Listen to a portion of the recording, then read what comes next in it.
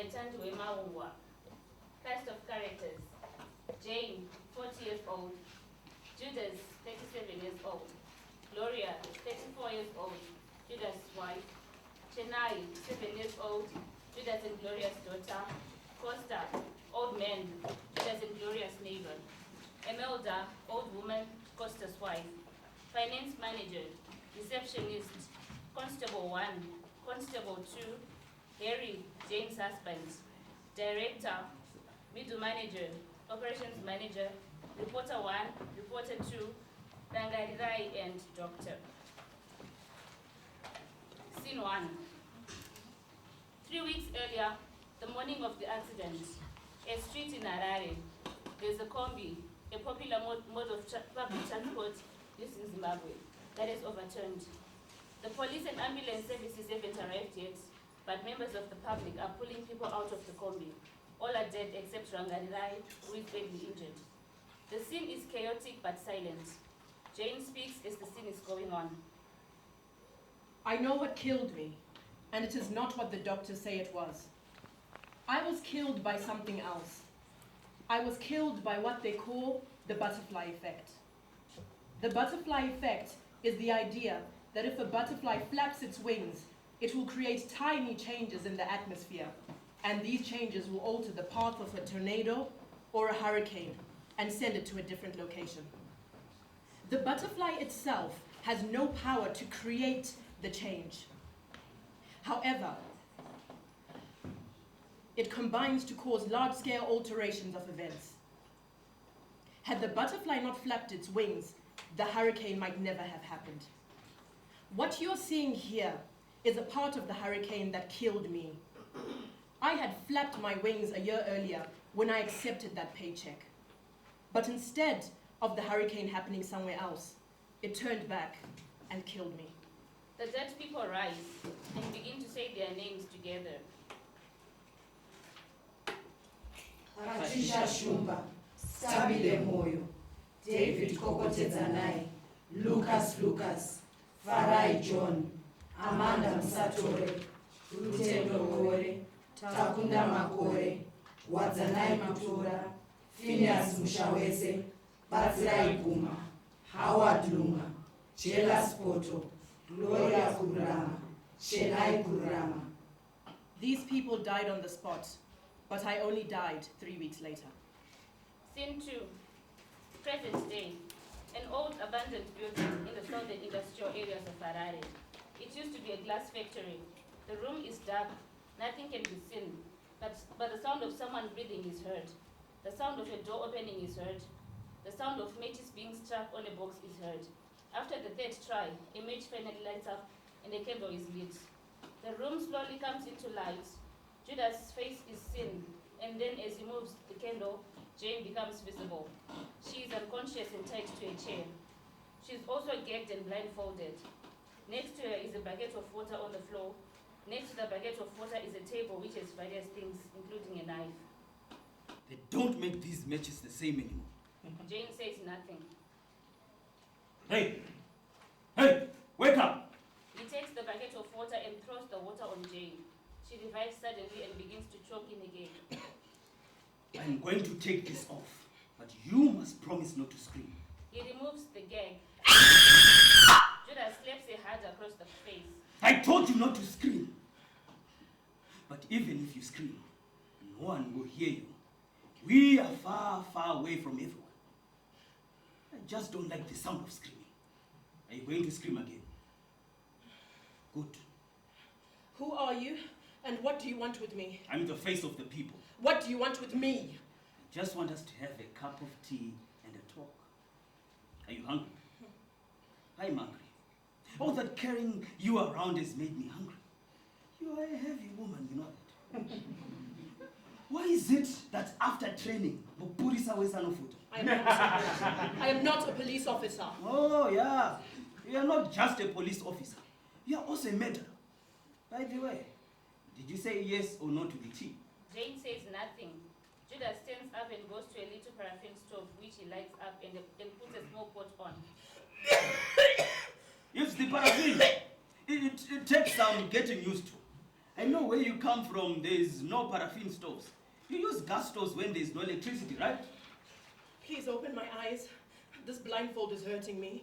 Judas removes the blindfold. What do you see? Nothing.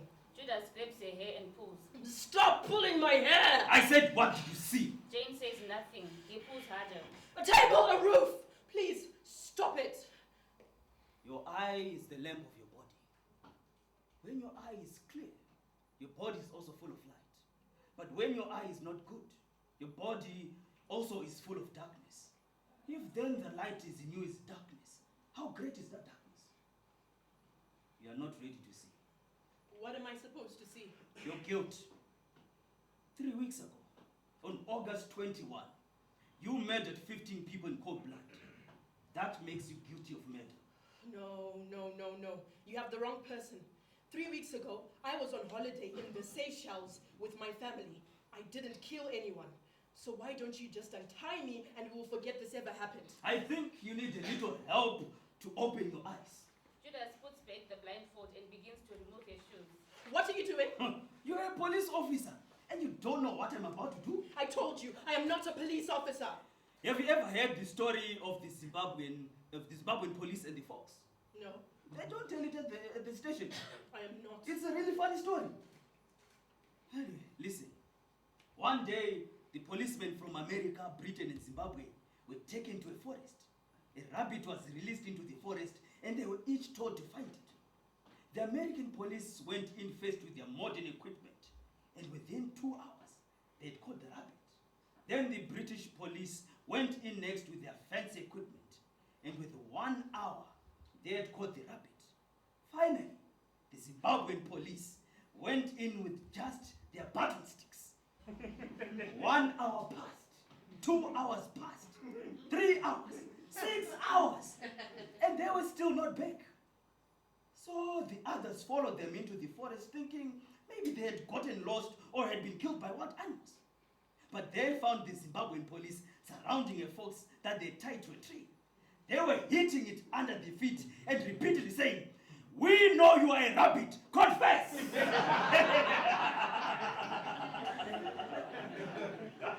What? Why aren't you laughing? It's a funny joke. It is not a funny joke. You are right. I guess it's only funny to someone who's not in the police force. Anyway, it doesn't matter. The point is, I'm about to do to you what the police did to that fox. Only this time, you are the rabbit. I didn't do anything. We'll see about that. I am warning you. If you lay a hand on me, I'll... You what? Just let me go right now. I demand it. You demand it. Let me tell you something. I'm not like your husband who you bark orders at and he jumps like a little puppy. I do not take orders from women. They take orders from me. Now, are you ready to confess? Look, if it's money you want, I have plenty of it. I can make a call right now and someone will deliver the money to you and... Really? Tell me something. How much do you think lives of all those people you killed are worth? $2,000 US? $5,000? How much is human life worth? Life cannot be measured in money. You're right. But I want you to answer my question. So let me rephrase it. How much is human life worth to you? Look, I will give you $20,000. $20,000 divided by 15 people. How much is that per person? $500? 1,333. Yeah, you're able to calculate it. Is that what you were thinking of when you killed those people? $1,333 for each person. I didn't. Judas sits her under the feet. $1,333. Is that how much your life is worth? Jane says nothing. Judas raises the button stick again. The pot of water boils over. He puts down the stick. Oh, look, the water is boiled. He starts making tea. What tea would you like? Jane says nothing. I've rooibos and tanganda. Oh, what's the matter? Are your lips sore? He goes right up to her face so that their noses are almost touching. I said, do you want rooibos or tanganda? I I don't want tea. Judas slaps her. You know you would save yourself a lot of pain if you just answered my question. I did not ask whether or not you wanted tea. The question was very simple. Do you want rooibos or tanganda? She says nothing. He grabs her foot. Rooibos! Rooibos! He lets go of her and starts making tea. Wrong answer. Do you want rooibos or tanganda? What's the point of asking me to choose if you know what you want me to choose? It makes me feel good. You are demented and deserve to be locked up in a mental institution. Wrong answer. He slaps her. Why are you torturing me? In the Shona culture, it is considered polite to give visitors tea. You are my visitor, so I'm giving you tea. And I'm asking you if you want rooibos or tanganda. Is that torture? Do you want me to show you real torture? Just give me whatever you want then. No. I want to hear you say you want tanganda. So I'm going to ask again. Do you want rooibos or tanganda? Tanganda. Good choice. He goes back to making the tea. How many sugars? I don't take. What did I tell you about asking questions I haven't asked? Two sugars. 2 only. Are you sure? How about we make it 6 sugars? Whatever you want. I want to hear you say it. Okay, fine. I want 6 sugars. Now, say it all together. I want tanganda with 6 teaspoons of sugar. I want tanganda with 6 teaspoons of sugar. Scene 3. 3 weeks earlier, the night before the accident, in the evening in Judas' house in Warren Park D, a high-density suburb in Harare. In the kitchen, Gloria walks in humming a song. She puts water on the stove to boil. Chennai comes in. Mama, what happens to people when they die? I don't know. Why are you suddenly interested in what happens when people die? We went to Tariro's house and we saw them bringing in her mother's coffin. The coffin came. Yes, it arrived a few minutes ago. I will go there soon after supper. And I don't want to see you there until after the burial. Or I will eat you. Why? Because I don't want to spend another month dealing with your nightmares. Okay, but you still haven't told me what happens to people when they die. I don't know. They come back as spirits and possess little girls who don't listen to their mothers when they tell them to come back home early. Did you do your homework before you went to play? Yes. Bring it here so that I can check it. Chennai goes to get her homework and comes back. She hands it to Gloria, who starts to check it. You got this wrong. What is 1 plus 14? Can I sleep with you and Daddy tonight? No. What if Tariro's mother comes in the middle of the night and tries to possess me? She won't. But you told me she'll come and possess me. She is not going to possess you, Chennai. She will find someone else to possess.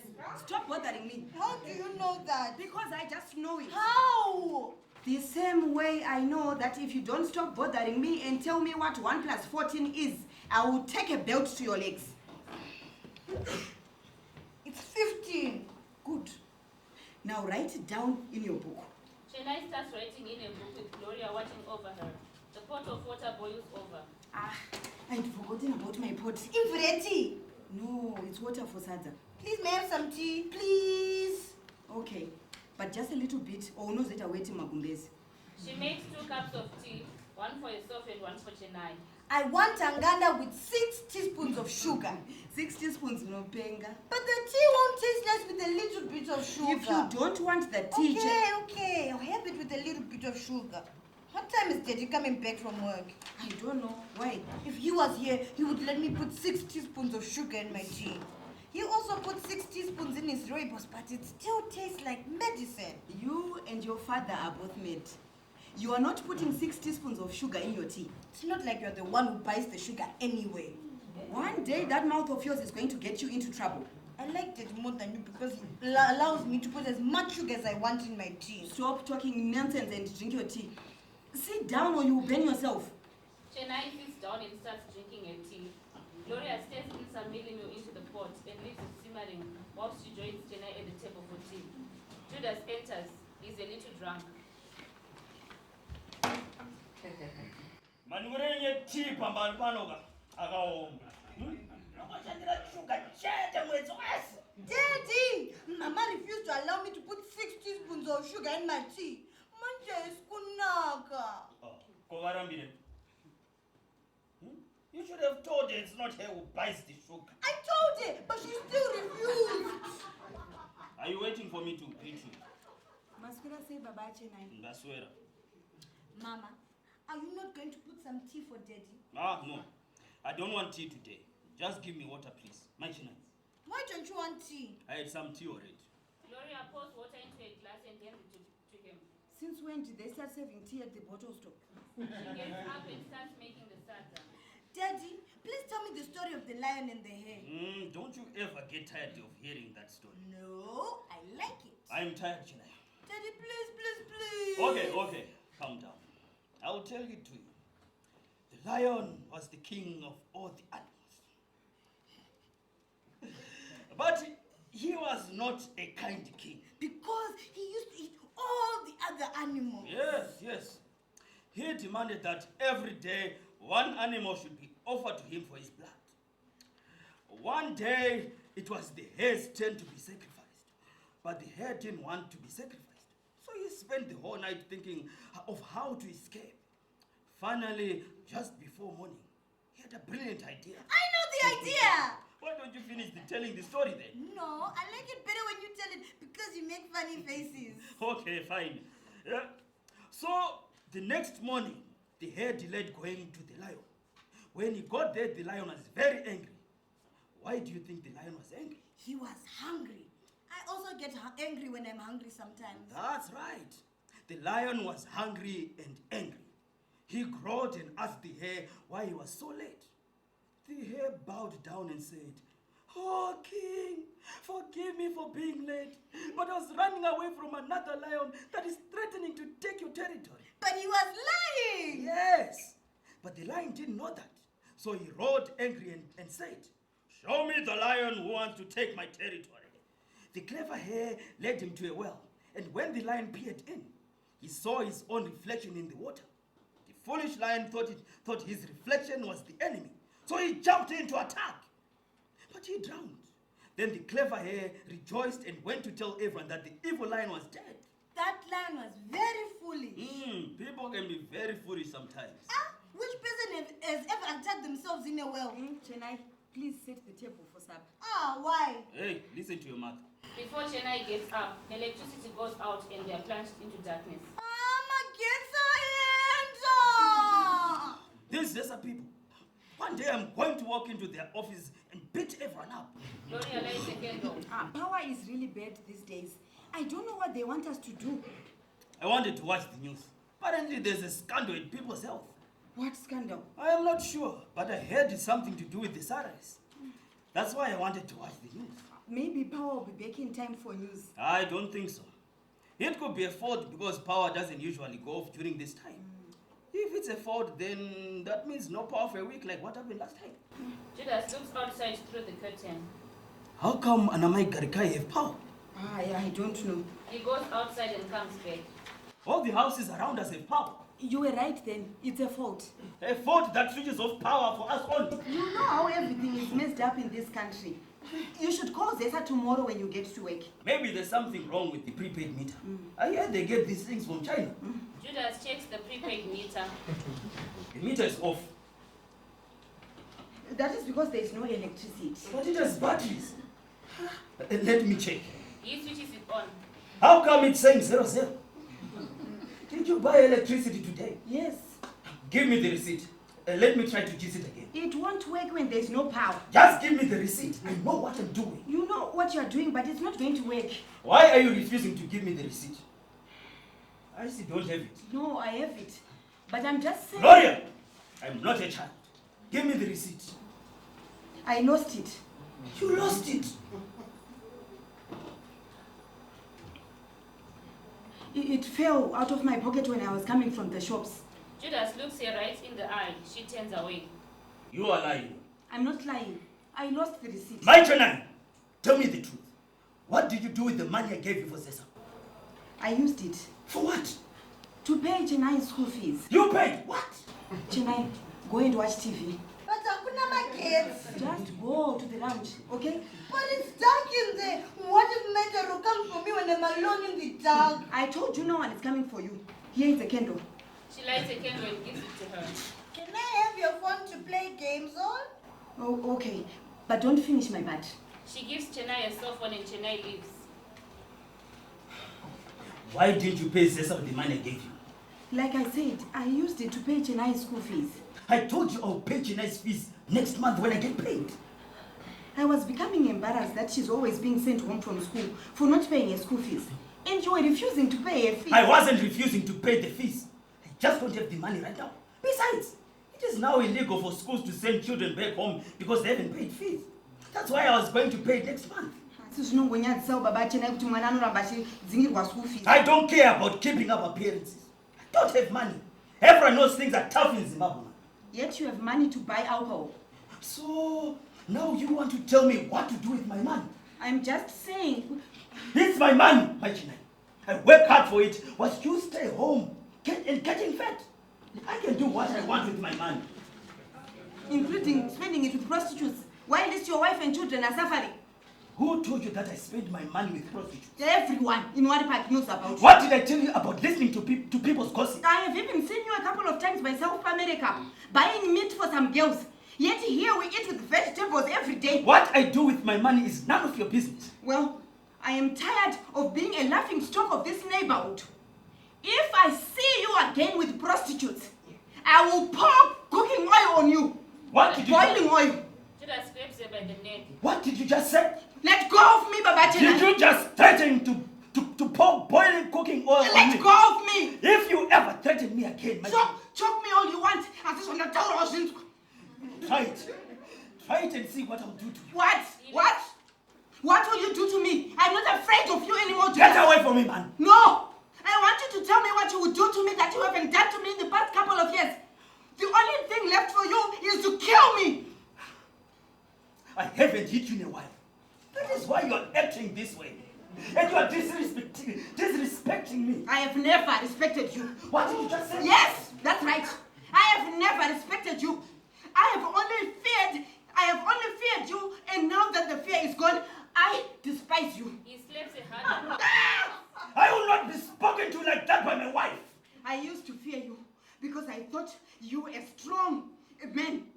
But one day I woke up and realized that under all that bravado you put on, you are a coward. I'm not a coward. Only you cowards attack defenseless women. You're a coward, Judas Gurara. You and I both know it. Gloria, do you really know what I'm capable of? You're a coward! You have always been a coward. You are a coward, and you will always be a coward. And throws her across the room. She stumbles. She knocks down the glass and cups and the candle. The room is plunged into darkness at the same time that the sound of shattering glass is heard. Chennai enters but stops at the door. Daddy! Chennai, stop there. Don't come in here. There are broken glasses everywhere. My Chennai, what is a candle? I haven't finished with you. Today this coward is going to teach you the real meaning of fear. What is happening? Chennai, I say don't come in here. I'm scared. Chennai runs in and steps on a piece of broken glass and cuts herself. Chennai! Oh, Mama! My Chennai, what is a candle, man? After 3 tries, Gloria manages to light the candle. The room is a mess. Chennai is lying on the floor in the middle of the room with a large piece of broken glass stuck in her foot. She's also badly cut on her forehead where she fell. My woman, no. Chennai, are you okay? My leg! My head! This is your fault, my Chennai. No, Judas. It is all your fault. You are the one entirely responsible for this. Don't just stand there. Call an ambulance. Judas looks for his phone in his pocket but he can't find it. I can't find my phone. I think someone stole it at the bar. But I You hate are it. wasting time. Use my phone. It hurts badly. Make it stop, please. Don't worry, Chennai. Everything is going to be okay. Where is your phone? It's in the lounge. Judas goes to the lounge to look for the phone and comes back. I can't find it. Chennai was playing with it. Chennai, where did you put my phone? Yeah, battery. Didn't I tell you not to finish my part? Now what are we going to do? Okay, let me go and ask Garikai's father if he can give us a lift to the hospital. Hurry up. Wait here. Judas runs out. Scene 4. Moments later, in Costa and Emelda's house. Costa is sitting reading a paper. Emelda comes in holding a wooden spoon. Did you hear that? What? I think those two were fighting again. Which two? Judas Guy and Gloria. So, I'm just saying. then find something else to say and keep out of people's business. I think this time they've hit each other. It's between the two of them. I heard a crash and some screams. Maybe it was their television. I don't think so. It sounded like real people screaming. Real people act on TV. Enoja goes to the window and looks out. The whole house has become dark. It is not normal. Come and see for yourself. Get away from that window. Maybe we should go and see if everything is okay. We are not going anywhere. Aren't you burning that? Suddenly there's a knock at the door. Costa gets up. Don't just open the door when you don't know who it is. Last week, the Kusingas were robbed because of that. That's nonsense. Who is it? It's Judas. We need Baba help. Chennai. Yes, please open the door. See, I told you something has happened. They have killed each other. Calm down, woman. He goes to open the door. Baba Garikai, please come quick. Is everything okay? It's Chennai. She, please come quick. We need your car. Calm down and tell me what happened. My Chennai broke a glass on the floor. She fell and cut herself. My Chennai has been hurt. No, Chennai. She fell and cut herself. Were you two fighting again? Please, Baba Garikai. She needs to go to the hospital now. Okay, let me get my car keys. I don't know if the car will start. It's old. So let's just hope for a miracle. He goes into the bedroom. Enoja looks intently at Judas. Why are you looking at me like that? You two were fighting again, weren't you? No, So what happened? it was an accident. It was an accident. How did the accident happen? Judas says nothing. You two were fighting again. I know it. Haven't I always told you that one day you would end up seriously hating each other? Now you have hit your child. That temper of yours will be the death of you, Judas. Costa comes back into the room. I can't find my car keys. Where did you put them? I don't know. What do I always tell you about leaving your keys everywhere? Help me look for them, please. They start looking for the car keys. Suddenly there's another knock at the door. Who could that be? She goes to open the door. It is Gloria with an unconscious Chennai in her arms. Chennai's foot is wrapped in a blood-soaked dish towel and her forehead is wrapped in a blood-soaked t-shirt. There's blood all over Chennai and on Gloria too. My Chennai! Oh my God, Chennai! Hey, what are you doing here? Did I tell her I'll be coming back? I'm so sorry. You were taking too long. Her eyes started rolling backwards and now she's unconscious. Here, put her on the sofa there. No, she is full of blood. She will stain your sofas. Nonsense! Put her down. You're making it worse by holding her like that. Okay, thank you. Baba Gagai, haven't you found the keys Can't yet? you see we are still looking? Hurry up, man. She looks closely at Gloria. You have cuts on your hands. I fell on the on the broken glasses that cut Chennai. That explains the cuts. What about the bruises on your neck? Gloria instinctively puts her hand to cover a bruise. There's no point covering it. I've already seen it. Did the broken glass also strangle you? If you can't find the keys, we should just I go. found them. They were in my pocket all along. Let's go. My Garikai, please blow out the candle and lock the house for me. Sure. You shouldn't have left your candle on. You could burn down the house, you know. Judas picks up Chennai and they exit, leaving Enoja alone. She begins to smell something. Oh my goodness. I am burning my sons. She exits to the kitchen. Scene 5. The next day, afternoon, a hospital room in Parenyatwa Hospital, one of the overcrowded and run-down hospitals in Harare. Reporter 1 is standing next to a bed where Rangarai is lying. He has bandages all over his body. Are we ready to roll? Okay, here we go. Good evening. My name is Keith Miko from ZBC, and I'm here in Parenyatwa Hospital with Rangarirai, the conductor and sole survivor of the tragic combi accident that happened this morning along Samora Machel, where the 15 people tragically and unexpectedly perished after a combi that they were driving in overturned at the Warren Parks roundabout. The combi was being chased by a police officer who wanted a bribe of $5. Let us hear more about the unfortunate and shocking incident from Rangarirai. Rangarirai, how are you feeling? I am in pain. Please tell us, what happened? Before I tell what happened, I would like to ask the West to remove the sanctions because people are just dying. People are just dying senselessly because of these sanctions. Yes. We all agree that the sanctions are causing all the suffering in this country. But please tell us more about the incident. The police stopped the combi when we were about to get to the roundabout at Warren Park. They asked the driver to pay a bribe of $5, but he refused. Why did they ask him to pay a bribe? Because he didn't have a driver's license. What happened when he refused? They argued and argued and argued. I thought they were going to spend the whole days arguing. Then the policeman slapped the driver. Why did he do that? Because the driver spat at him. When the policeman slapped the driver told me to get into the car and we drove off. Then the policeman got onto a motorbike and started chasing after us. It felt like we were in a movie with cars getting out of the road for us. If the combi went to the right, the motorbike would also go to the right. If the combi went to the left, the motorbike would also go to the left. At some point, the motorbike came very close to us. He was right by my window, so I shouted at the driver, who then accelerated and left the motorbike in the dust. The people in the combi started screaming something about the roundabout. But we didn't see that we were getting close to the roundabout because we were looking behind us at the policeman who was chasing us. Then suddenly, gutu, three! Gutu, pa, gutu, putu.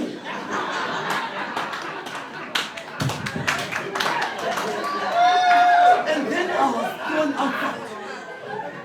That's how I survived. What happened to the policeman?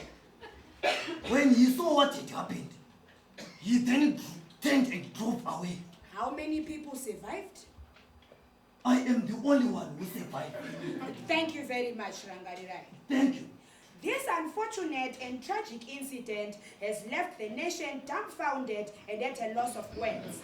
We appeal to the West to remove their sanctions, or this carnage will continue to rob our country of gallant sons and daughters. The names of the deceased are being withheld until their next of kin have been notified.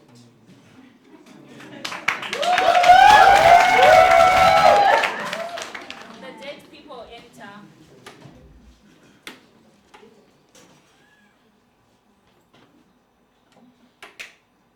Patricia Shumba, 26 years old. Engaged to Jonathan Musoro. Stabile Moyo, 18 years old. Living with two parents and one sister. David Kokotezanai, 35 years old. Married to Leona Kokotezanai. Lucas, 19 years old. Living with widowed mother and 3 younger brothers. Farai John, 27 years old. Married Beatrice John 2 days ago. Amanda Musatore, 67 years old. Living with 3 grandchildren. Rute Nogore, 30 years old. Living with aged father. Takuna Makore, 12 years old. Living with widowed mother. Wazanai Kutora, 14 years old. Often taking care of 4 younger siblings. Phineas Mushawese, 35 years old. Father of 2. Batsanai Guma, 23 years old. Living with aunt and uncle. Howard Lunga, 9 years old. Living with grandparents. Jelas Poto, 70 years old. Living with disabled grown child. Gloria Kururama, 35 years old, married with 1 child. Chenai Kururama, 7 years old, living with mother and father. Scene 6. 3 weeks later, present day, break in the abandoned building. Do you have a family? No, You are lying. I am not lying. I know all about you. So I'm going to ask you again. Do you have a family? No. Okay, fine. Since you seem to be suffering from memory loss, I will help you. You have a husband and 2 children. Your husband is called Henry. Your firstborn is 7 and her name is Emilda Chinai. Which is funny. Because my neighbor is called Emilda and my daughter was also called Chinai. Isn't life funny that way? It's as if we are all tied together by an invisible string of death and destruction. If you touch my Your daughter... son is called Joseph, and he is 3 years old. I'm sure you love your children the same way I loved my daughter. What would you do if you lost her? You lost your daughter? She's one of the 15 people you killed. How did I kill your daughter? I don't even know her, and I don't even know you. Just know you killed her. You know what? I think you killed your own daughter. Don't say that. A man who can kidnap and torture a defenseless woman is capable of killing his own child. So don't try to draw parallels between me and you as parents. I love my children. You kill yours. Shut up! Just shut up right now! Shut up! He walks up to her and puts his face right up to her face. You are the murderer. Then say it to my face. Remove this blindfold, look me in the eye, and tell me I killed your daughter. Judas touches the blindfold but hesitates. See? You can't do it because you are the murderer. And you're trying to pin the blame on me for killing your own child. Now untie me and let me go so you can deal with your demons by yourself. You killed her! You killed her for $5. $5. $5 was the only reason you killed those people. 33 cents per person. So you want money from me? All this charade is for money. I don't want your blood-stained money. Then what do you want from me? I don't know! I want justice. I want revenge. I want an apology. I want you to show some remorse. I want you to feel pain. I want you to feel what every family felt that day. I want you to feel guilt. I want you to take all that pain. I just don't want it anymore. I want it to all to go away. I can't live with it anymore. It's just driving me crazy. I can't sleep. I can't eat. I just don't want it anymore. By this time, Judas is sitting in a corner, rocking to and fro. Oh, spare me the drama. Either let me go and name your price. Some of us are actually important to society. Judas is silent for a while as he regains his composure. Then he speaks.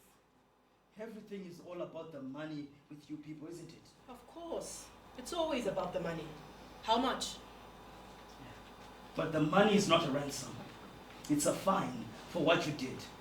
I want you to confess your crime, and then I want you to pay a fine of $200,000. Okay, I will play your game. I'll pay your fine, but I am confessing to nothing. Oh, I'd forgotten. You are the type of people who buy the courts. Jane, you're on trial for fraud. How do you plead? I plead $10,000, Your Honor. Jane, your case has been dropped. But that doesn't happen in the People's Court. Here we have a zero tolerance for corruption. You are going to confess and then pay the fine of $250,000. And what is my crime? Murder! You killed 15 people. That is why you're in the People's Court. I'm the People's Judge, and you're on trial for murdering those people. Call my husband. He will pay your fine. Judas takes out a phone and begins to dial. The phone begins to ring. He puts it on loudspeaker. Harry answers. Jane, where are you? I've been trying to call you all night. Harry, say it, Jane. I'm getting tired of you saying you're spending the night working at the office. I don't believe it anymore. Are you seeing someone else? You know I love you, and I'll do anything for you, but I will not be played for a fool. Harry! Keep quiet and listen to me. Get Econet to trace the location of my... Judas covers her mouth so she cannot speak. Listen here. If you want to see your wife again alive, you better do everything I'm about to tell you. I want you to get $500,000. $250,000 is a fine for your wife's crimes. Then the other $250,000 is for my housing and transport, backdated 3 weeks. Whoever you are, let my wife go right now or you will regret it. I already regret a lot of things in my life. If you want to see your wife again, then get me $500,000. Where am I supposed to get that kind of money? I don't care. Borrow, beg, steal, or rob a bank. That's not my problem. You don't know who you're messing with? Oh, I know very well who I'm messing with. The question is, do you know who's messing with you? Harry Kutambarara. I'm going to call the police. And you think they will help you? Don't be a fool. This is Zimbabwe. You'll be lucky if they even have fuel in their cars. Just do what I say. Get $500,000. Put it into a bag and get into town. Wait for me along Robert Mugabe, where the combis to Mapuka are found. Mingle with the crowd. I will see you there. We have 3 hours, and if you call the police... If I give you the money, how will I get my wife back? I'll text you her location as soon as I've counted the money and I'm somewhere safe. If there's even 50 cents missing, you'll need a plastic bag to come and collect it. Remember, you have 3 hours. But... Judas, hands up. Do you want to hear a story while we wait? No. It was my daughter's favorite story. The lion was the king of all the animals. But he was a kind king. He demanded that every day one animal should be offered to him for... I know that story. It is a story for the weak who don't understand the laws of the jungle. A lion will always eat meat. As my father used to say, Nyangwe Jinjakawoma say Shumba Haimbo fire Kajiausu. Judas takes a small handheld mirror and puts it in front of her face. Look at yourself in this mirror. My eyes are blindfolded. I can't see anything. Of course. He throws the mirror in her face. I'm going to meet your husband. I hope, for your sake, you follow all my instructions. Harry always does what I tell him. Scene 7. An hour later, an outpost of a police station in Borodale, a low-density suburb. It is a wooden cabin with a worn-out Zimbabwean flag and an even more worn-out Zimbabwean Republic police flag mounted on top of it. 2 bored-looking constables are behind the counter. Constable 1 is playing a game on his phone whilst Constable 2 twiddles his thumbs on the counter. Constable 2 looks up at the roof.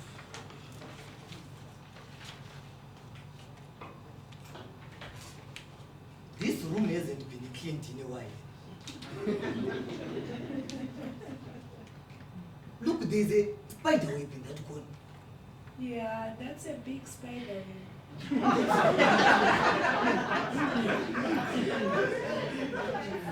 You should get a feather duster and clean it. You do it. I cleaned it the last time. When was that? I don't know. But all I know is that it's your turn to clean it. The web is not bothering me. If it is bothering you, then clean it. Oh, look! There's a lizard going towards it. And the butterfly flying towards it. I wonder which one of the two is going to get caught in that way. They watch the progress of the 2 creatures.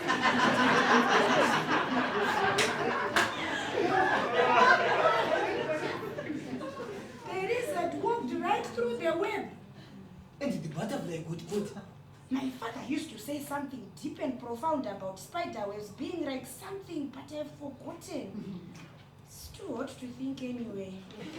Yeah, it's too hot. I'm desperate for a drink, but I only have 33 cents. The poor 17 cents. Do you think we should free the butterfly? Not unless it will buy me a drink.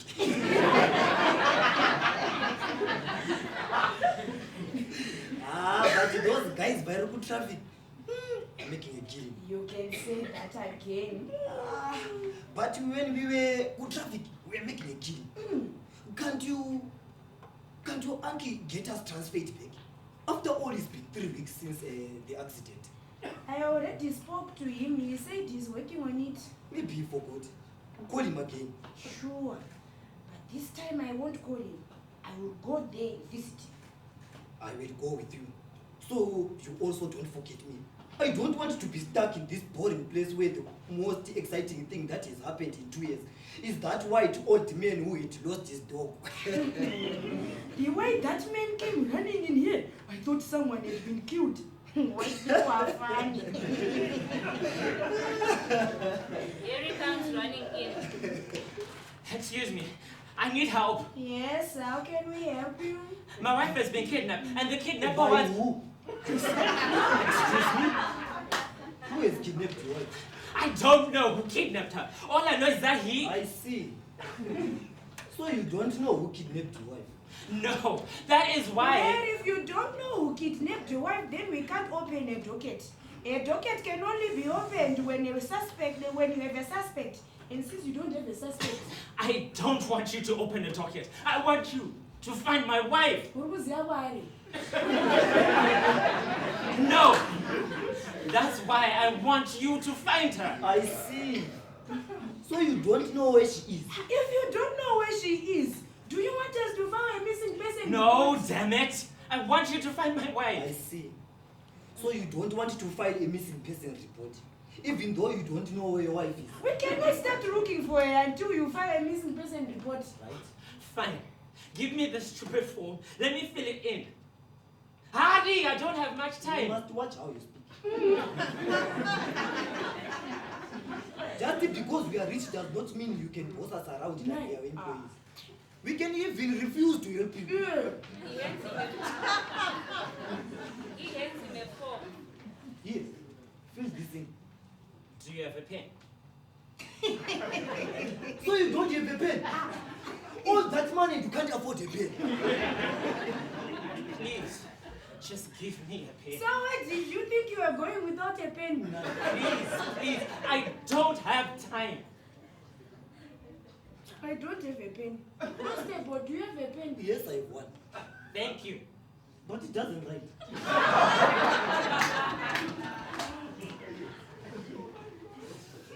You people are pathetic. Right under your shoe. If you do that, it will start working. Constable to right under his shoe. Ah, it is now working. Here. But I want it back. Here he starts filling in the form. So when did your wife go missing? Last night, When did you last see her? at around 6 p.m., when she came back from work, she said she was going to take a walk to clear her head of all that was happening at work. I offered to go to her with her, but she refused because she said she must spend the night at the office because it's close to where we live. She was supposed to call me to come pick her up, but she never called and she didn't come back. But then this morning, she called me to say she's been kidnapped. At first, I didn't believe her until I heard her being slapped by the kidnapper. I see. So you last saw her yesterday at 6 p.m. Yes. Ah, I see. So you last saw your wife yesterday at 6 p.m. Yes. And if you say, I see, one last time, I swear to God. Constable, what time is it now? 11 a.m. So you can't file a missing person report. Why? Because a missing person report for adults are only filed after a person has been missing for 48 hours or more. His wife has only been missing for how many hours, Constable? This is bullshit! He crossed the pen in Constable One's face. Oh. You have just assaulted a police officer. Constable, to tell him. You can't do that. Sir, you are under arrest for assault and battery of a law enforcement officer. They put chains on him. Please, you don't understand. My wife's life is in danger. You should have thought of that before you assaulted a police officer. Wait a minute. Your wife's life is in danger. Yes. What did you say that? That's what I've been trying to tell you all this time. My wife has been kidnapped. The kidnapper called me and demanded $500,000 or he will kill my wife. These kidnapping cases are now on a rise. This is the third case we have had in 5 years. Remember that little boy who was kidnapped at church and the kidnappers demanded $40,000? Yes. People are now getting used to bad habits. We need to put a stop to this. We are going to make an example of this man if we catch him. What did you say kidnapped your wife? I don't know. All I know is that he wants $500,000 in 3 hours or he will kill my wife. Only 2 hours are left now. Munaere $500,000 yacho. Yes, it's in my car. How? The man wants us. How did you get $500,000? I borrowed it from a lot of friends. Please, let's go. I see. I wish I had friends like yours.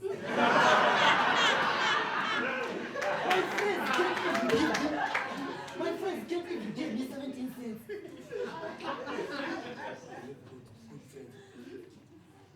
You want to give a kidnapper $500,000. All of it. Yes. You're crazy. Take some of it out and put newspapers. But he said if there's even 50 cents missing, he will kill. It's just a joke. You know these kidnappers. You will be happy even with $3,000. So what should I do? Bring the bag here.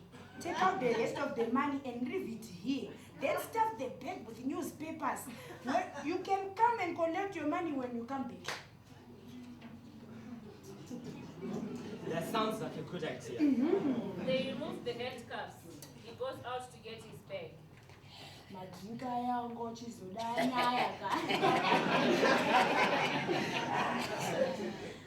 Here he comes back.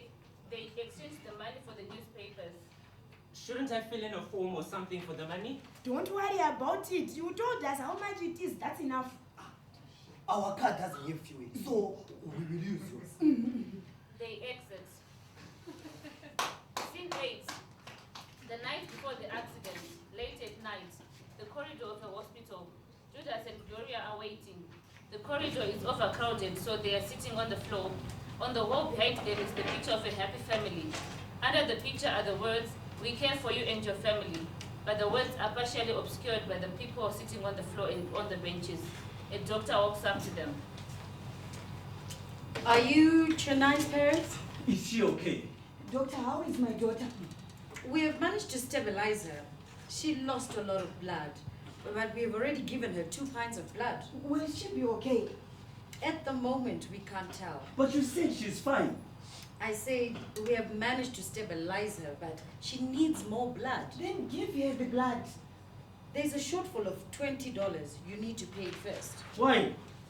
She's on medical aid, and I always pay my premiums on time. Maybe you forgot. Ah, shut up, Gloria. Doctor, I'm not paying that shortfall. If you can't afford to pay the shortfall, you have to go to Pararinyato. So that she can die. You know the doctors are on strike. Why is there shortfall when you take my money every month? I'm sorry. You'll have to talk to the medical aid about that. I'm just a doctor. I don't have the money right now. Can't you just give her the blood and then we pay later? I'm sorry. I can't. If I do that, I will lose my job. So what am I supposed to do? I don't know. So should I discharge your daughter? Would you discharge her? If you're not going to buy the blood, then there's nothing more we can do for her. So you can take her home. Haiwa, don't discharge her. I'll bring the money. Actually, Amai, the shortfall was $100. I paid $80 out of my own pocket because she needed the blood immediately and I couldn't find you. I wouldn't ask you to pay me back that $80, but if you can find the $20, then I'm forced to discharge her.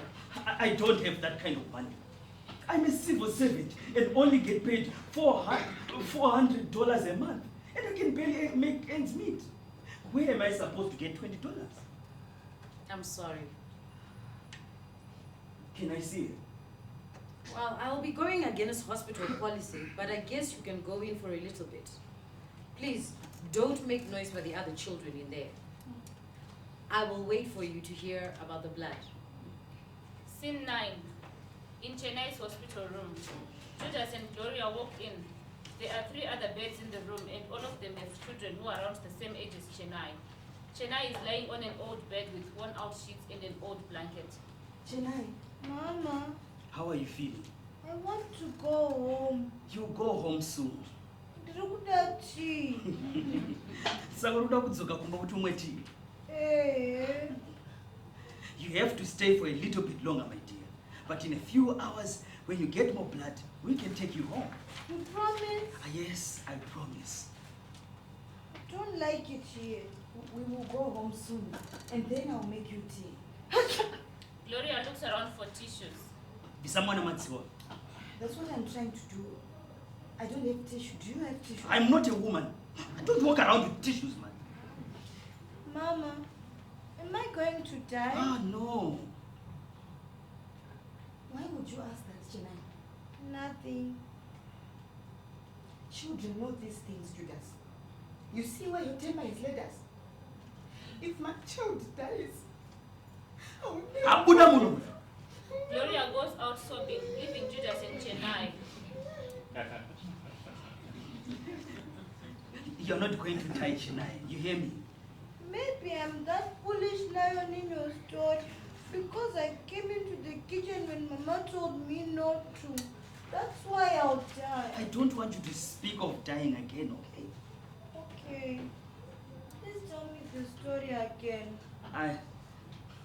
I'll come back and tell you. If you don't come back and tell me before I die, I'll come back and possess you. Did you hear such nonsense? Oh, Mama. Just then, Gloria comes in. She's composed. If I hear you talking to Chennai about death again, my child is not going to die. Even if I have to kill to get the money.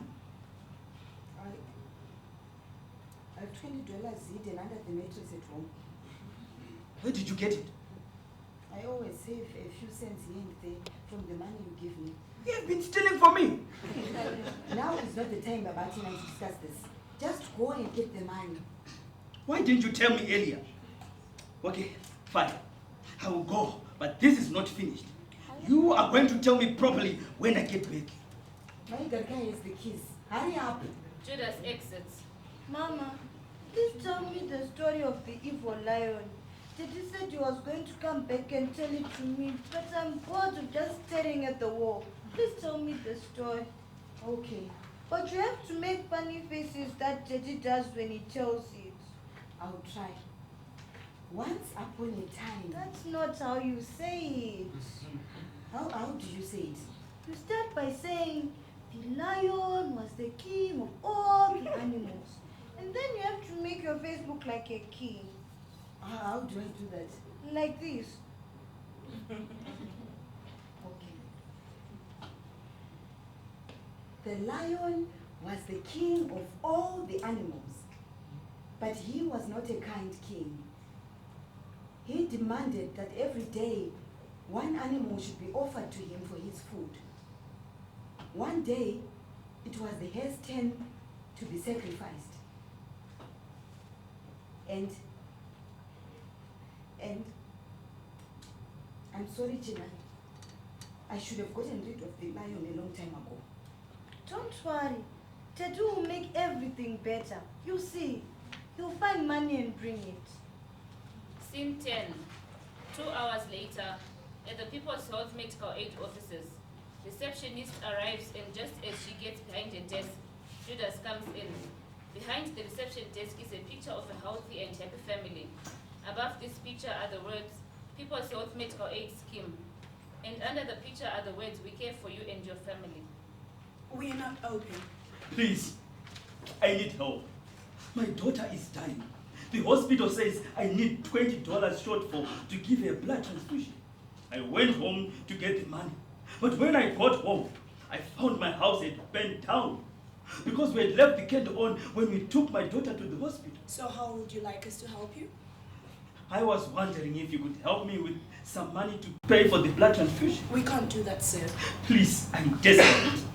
I just need $20. We only give money to hospitals, sir. So go back to the hospital and then they will fill in a claim. You haven't been giving me money. You haven't been giving money to the hospital. That's why they won't help my daughter. That's why I'm here.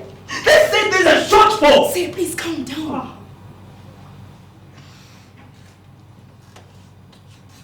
I'm sorry. Look, I'm a civil servant and I don't earn a lot of money. But every month I struggle to make sure my premiums are paid. But now when I'm desperate for help, you won't help me. I didn't say we won't help you. I said we can't help you. Things are tough in Zimbabwe and companies don't have money. I myself haven't been paid in 3 months now. I can see a ring on your finger. You are married. So, Do you have children? one, a little girl. I have a little girl too, and she needs blood or she'll die. All I need is $20. Say, even if I wanted to help you, I can't. Why don't you go and ask from friends for money? You think I haven't thought of that? It is the middle of the month and no one has money. I'm only here begging because I'm desperate. I don't know what else to do. Please help me. He kneels down. Say, please get up. If people walk in here and see you kneeling, it won't look good. There's my boss. Please get up, please. Jane enters. Good morning, ma'am. How was your holiday? The Seychelles is a beautiful place. Expensive, but beautiful. You should go there one day. Why is this man kneeling on the ground? Excuse me, ma'am. I would like some help, please. My daughter is... We don't have money. Please get off your knees. I just need $20. I pay my premiums on time, and now the hospitals won't accept your medical aid. I was wondering if you could give me $20, even on credit. When I get paid at the end of the month, I'll pay back. I'm not giving you anything. Stand up. Jane's phone rings. Hello? Who is this? I said I have no comment. She hangs up. Excuse me, Call security and have this man removed. And if any reporters come looking for me, tell them I am not here. Those vultures do not understand the meaning of privacy. Jane goes into her office and shuts the door. Judas gets up and stares after her. So you heard what she said. I don't want to call security. Who is that woman? She's the CEO. I see. No, please leave. Just as Judas is about to leave, reporter 2 walks in. Morning. My name is Tinoshu Shameso Enyu from Daily News. I would like to speak to Mrs. Tambarara, please. She is not here. I saw her driving in just now. It was her husband. Look, there's no point in lying. I saw her walk into her office. Fine. She is here, but she does not want to see anyone, especially reporters. I just wanted to tell us who approved of her salary of $250,000 a month. She gets paid $250,000 a month. See, I already told you to leave. The organization owes hospitals all over the country about $30 million, and she's getting a salary of $250,000 every month. How can she explain that? Who approved of that exorbitant salary? I do not know. Okay, but isn't it true you haven't been paid in 3 months? We...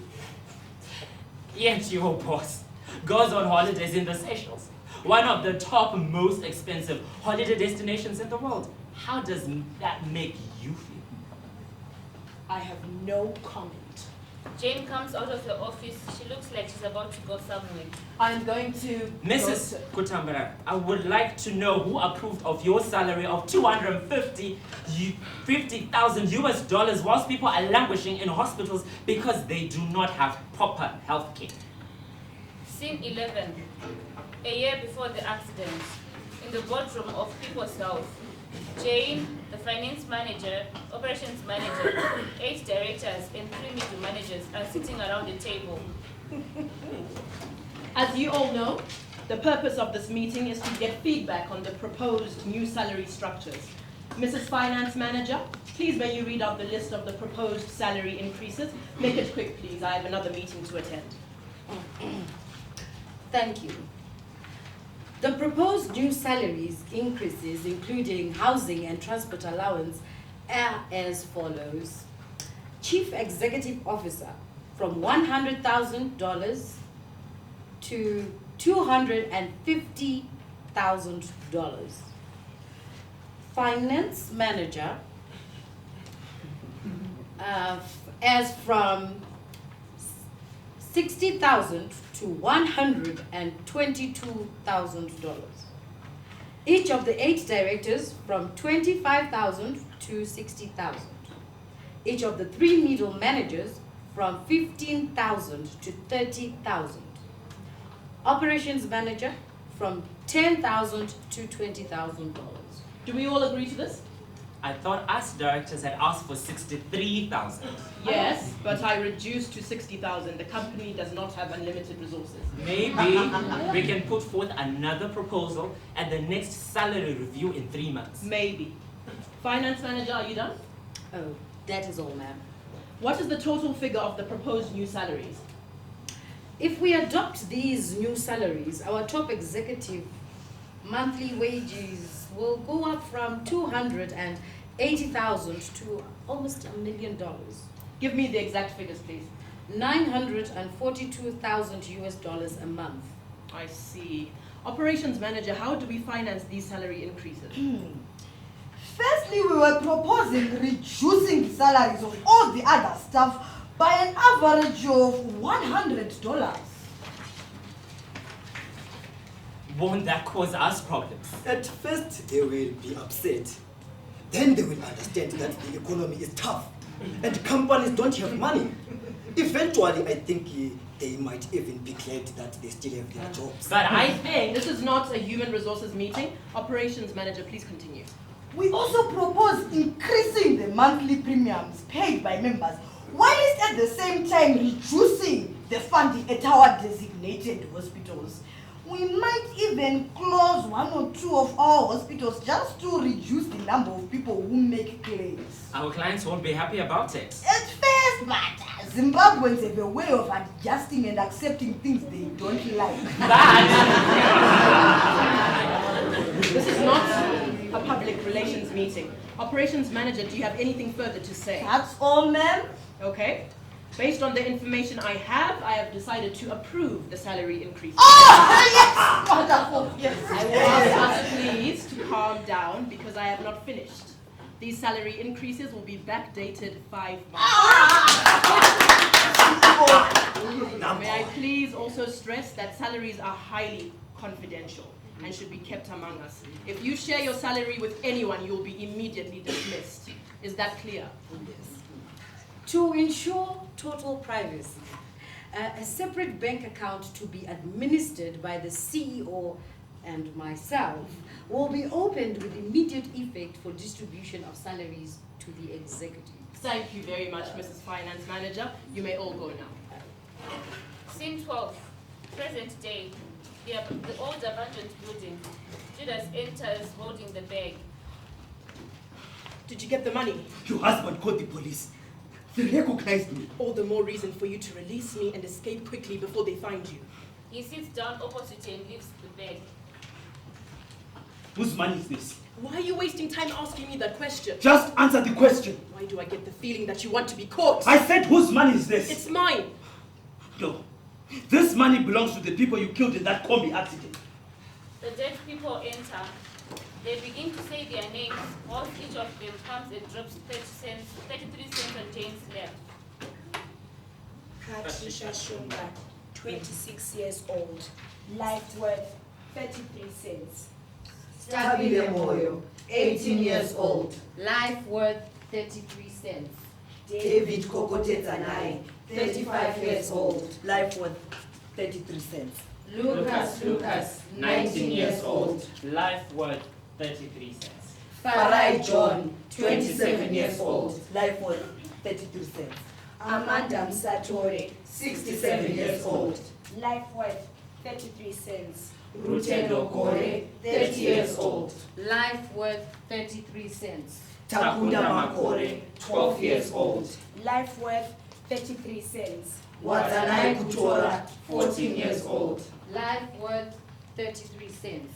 Phineas Mushawese, 35 years old. Life worth 33 cents. Batsirai Guma, 23 years old. Life worth 33 cents. Howard Luna, 9 years old. Life worth 33 cents. Jelas Poto, 70 years old. Life worth 33 cents. Gloria Kururama, 34 years old. Life worth 33 cents. Chennai Kururama, 7 years old. Life worth 33 cents.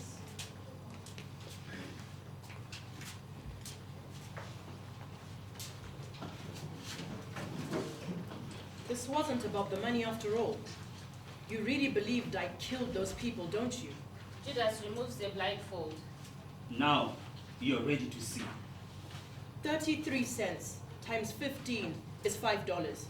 You are holding $500,000. Explain the maths to me. How does $5 become $500,000?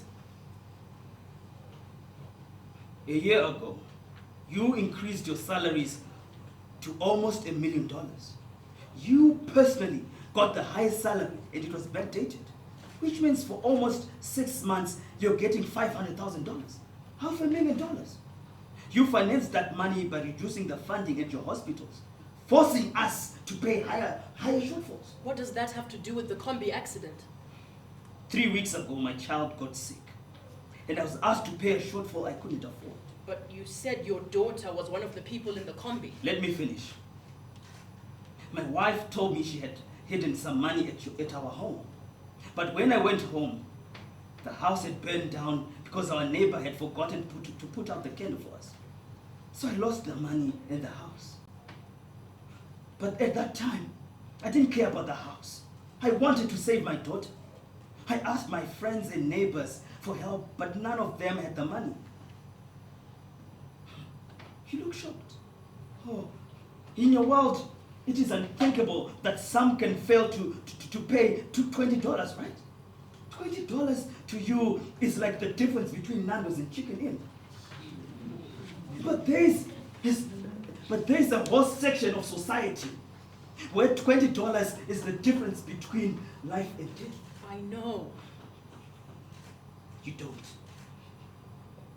I came to your office and knelt before you, begging for $20 to pay for the shortfall. I never saw you. You did see me, but you chose not to see me.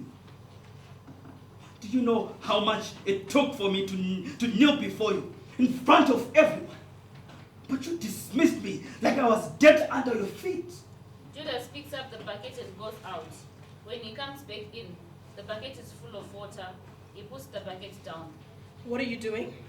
You're wasting time. The police are coming for you. Just take the money and go. Do you think all the indignity and pain I've suffered because of you can just go away because you've given me $500,000? My wife and child are dead because of you. Scene 13.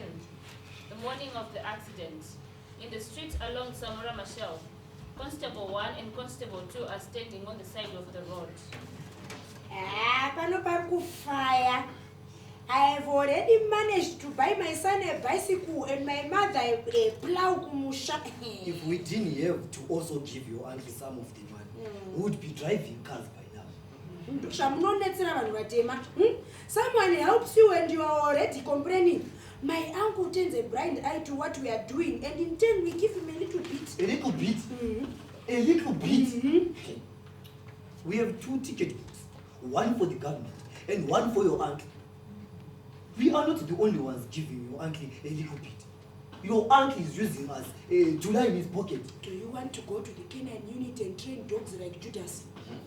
They see Judas walking towards them. My chef. Hello, Judas. We heard your child had an accident yesterday. She's the reason I'm here. I urgently need $20 for a blood transfusion. Or medical aid. I see you haven't been paying your premiums. Don't ever talk to me about those thieves again. Okay. Please, may you help me? I just have $20. Neither do I, but we can help you. The next 4 combis that come in are yours. 4 combis? Oh, I forgot to look at a unit. Yes, 4 combis. You're not going to $5 chat. Anything above $5, they will refuse. Don't worry. We will help you. Here comes the first one. Scene 14. The first 3 combis I hit paid the $5 without a problem. But the 4th one insulted me and refused. So I chased him. How was I supposed to know my wife and child were in the combi? The doctor must have discharged Chennai after I left because I took long. I promised her everything was going to be okay. But I killed her. Look, it was not your fault. Yes, it was not my fault. If It's your fault. If you had never been born, my daughter would still be alive right now.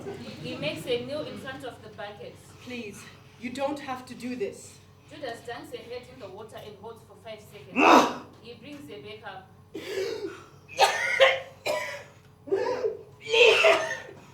dunks her again in the water and holds for 5 seconds. Then he brings the back up. It's been 3 weeks, but I still can't sleep at night. I'm in the news, in the newspapers, on radio, on Facebook, and on WhatsApp. People are calling me a monster, a heartless man, the devil, Satan, all sorts of names, for killing those 15 people. You have killed more people than me by stealing their medical aid money, but no one cares about you. Yet, when your story came out, within 5 days, people had forgotten about you. You did not suffer for the consequences of your actions. I lost my job. I lost everything. He dunks her in the water and holds for 10 seconds this time. Then he brings her up again. Do you know what I used to... Do you know that I used to hit my wife? I treated her roughly. I cheated on her because I took it for granted that she would always be there. The night before she died, she called me a coward. She was right. I am a coward. I'm a coward because I was afraid that if I showed her much love, she would see it as a sign of weakness. Now, I see that love is a sign of great strength. My wife was a strong woman. I loved her, but she died thinking I hated her. He dunks her in the water and holds for 15 seconds. Then he brings her up back again. Your money has been shielding you all this time. But today, your money is powerless to save you. He's about to dunk her again when she speaks quickly. If you kill me, then the lion wins. Judas hesitates. You and I are both victims of the lion. How are you a victim? He lets go of her so he can listen. Do you think I wanted to be corrupt? But it was the only way I could survive in this patriarchal jungle of corruption. I am the hare that didn't want to be eaten, but instead of killing the lion, I joined forces with the lion because I understood I could never get rid of the lion. I was naive when I got out of university, but I quickly realized the rubbish they feed us in our ethics class didn't work in the real world.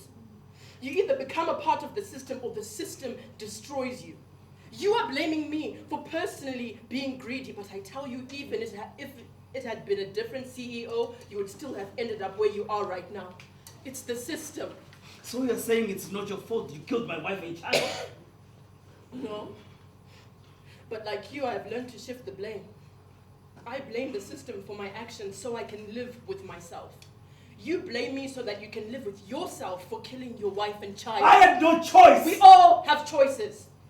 You and I are victims of the systems, Judas, but we are voluntary victims. And until we start taking responsibility for our actions, the system will continue to grow stronger. So what should I have done? I don't know. But I know what you should do now. Take that money and go to South Africa. The police are coming for you. The sound of sirens is heard. They are already here. I'm ready to face my consequences.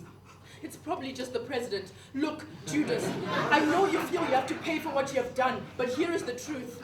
The system doesn't care about justice. You have already suffered the loss of your wife and child. Why should you also suffer under a system that isn't fair to you? Take the money and go start a new life. Judas hesitates. What are you waiting for? I need to count the money first. You clearly don't know how long it takes to count $500,000.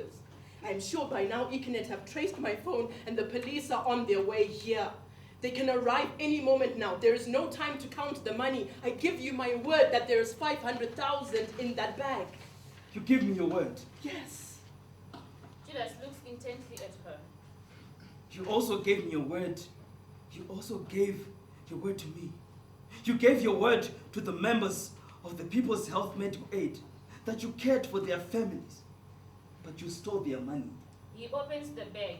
On top are $100 notes. Judas removes the $100 notes to review newspapers. He takes them out and throws them in Jane's face. Newspapers! Newspapers! That is why you were trying to get rid of me so quickly. You knew that the bag was full of newspapers. No, I didn't know. I Liar! didn't carry. You knew. Wait a minute. He dunks her in the water for 5 seconds, then he brings her back up. And to think I believed you when you told me all that nonsense about us being victims. For a moment, I thought you actually cared for me. But it was all a trick, wasn't it? The likes of you never care for anyone but yourself. No, I'm telling the truth. Harry must have... Liar! Judas dunks her back in the water for 5 seconds, then he brings her back up. The police stole the money. I promise I had nothing to do with it. There's a loud banging on the door. Jane! Are you in there? Help! Judas dunks her head in the water, but this time he does not bring it back up. The sound of banging and voices outside increases. Open this door, damn Don't you it! think we are not trying? Hit harder, go step. Hurry up! Don't just stand there and complain. Come and help us. The sound of banging intensifies as Jane's struggle reaches its peak. Then the sound begins to die down as Jane begins to lose strength. Finally, she's still. Everything is quiet. Scene 15. Jane is sitting in front of the overturned combi. The dead people are in the background. Let me sing for my beloved, a love song concerning his village. My beloved came from the land above the skies where no man has ever been, a land where he dwells alone in unity. He came down to this earth and built a village for his people on a very beautiful hill. He planted a large tree in the midst of it to provide food for the winter and shade in the summer. He dug around the tree and cleared it of stones. Then he instructed the rain to water it, and he went back to the land where no man has ever dwelt. The tree grew, but instead of yielding fruit, it yielded thistles. And instead of providing shade, it stung and poisoned those who dared to seek refuge under it. The poison spread throughout the whole village, and everyone became as corrupt as the tree. The whole village was filled with evil. One day, a little butterfly flew to the land where no man has ever been, and told my beloved about his village. My beloved came down, and he was heartbroken over what he saw. He looked for righteousness, but behold, an outcry. He looked for justice, but behold, bloodshed. The whole village was full of dead bodies lying as refuse in the midst of the paths. The dead people come to the foreground and join Jane. Patricia Shumba, 26 years old. Stanley Moyo, 18 years old. David Kokotezanai, 35 years old. Lucas, 19 years old. Jarai John, 27 years old. Amanda Msatore, 67 years old. Rutendo Gore, 30 years old. Takunda Makore, 12 years old. Wadzanai Kutora, 14 years old. Phineas Mushawese, 35 years old. Batserai Guma, 23 years old. Howard Luna, 9 years old. Jelas Poto, 70 years old. Gloria Kurama, 34 years old. Chenai Kururama, 7 years old. Judas Kururama, 37 years old. Jane Kutambarara, 40 years old. The end.